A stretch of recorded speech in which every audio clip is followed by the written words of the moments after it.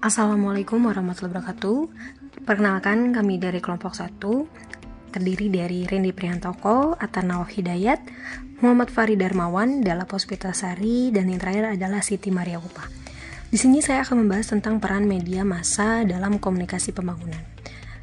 Perannya yaitu sebagai agen pembaharu, membantu memperkenalkan perubahan sosial. Lalu media massa dapat memperkenalkan usaha-usaha modernisasi dengan tujuan mengubah kebiasaan, sikap pola pikir jelek menjadi baik.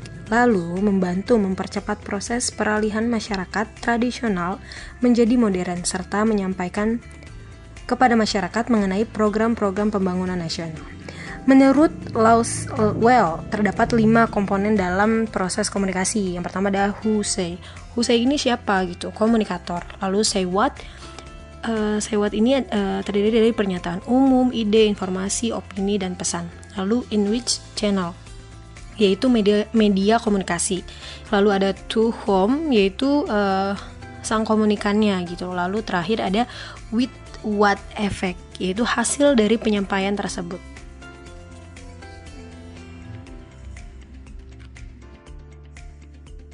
Selanjutnya ada fungsi media dalam masyarakat. Menurut KBBI, media massa adalah sarana dan saluran resmi sebagai alat komunikasi untuk menyebarkan berita dan pesan kepada masyarakat luas. Lewat media massa, masyarakat bisa mengakses berbagai informasi kesehatan, ekonomi, politik, hukum, pendidikan, hingga hiburan. Nah, di sini ada macam-macam media massa. Yang pertama ini ada media cetak, yang kedua outdoor media, yang ketiga media penyiaran, dan yang terakhir media digital. Selanjutnya, fungsi media massa. 1. Fungsi informasi. Masyarakat bisa mendapatkan beragam informasi dari media massa. Itulah mengapa fungsi ini sangat umum dan mendasar. 2. Fungsi hiburan. Media massa juga menyediakan hiburan untuk melepaskan rasa penat, kesibukan, dan rasa lelah. Misalnya dengan menonton film, infotainment, sinetron, hingga konser musik. 3. Fungsi persuasi. Media massa juga berfungsi untuk mengarahkan opini atau pandangan masyarakat sesuai apa yang diperlihatkan.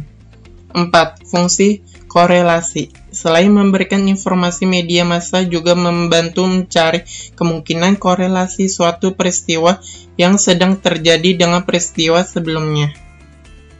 Yang kelima, ada fungsi pendidikan. Melalui berita, tayangan ataupun artikel sains, hingga liputan teknologi, bisa mendapatkan ilmu pengetahuan. Dalam sejumlah platform juga telah tersedia berbagai macam konten terkait pendidikan. Yang keenam, fungsi pengawasan. Media memberikan informasi tentang kesalahan yang mungkin terjadi dalam masyarakat maupun otoritas tertentu. Dari informasi yang tersedia, masyarakat bisa mengetahui kemungkinan ancaman yang terjadi kepada mereka. Dan yang terakhir, fungsi interpretasi.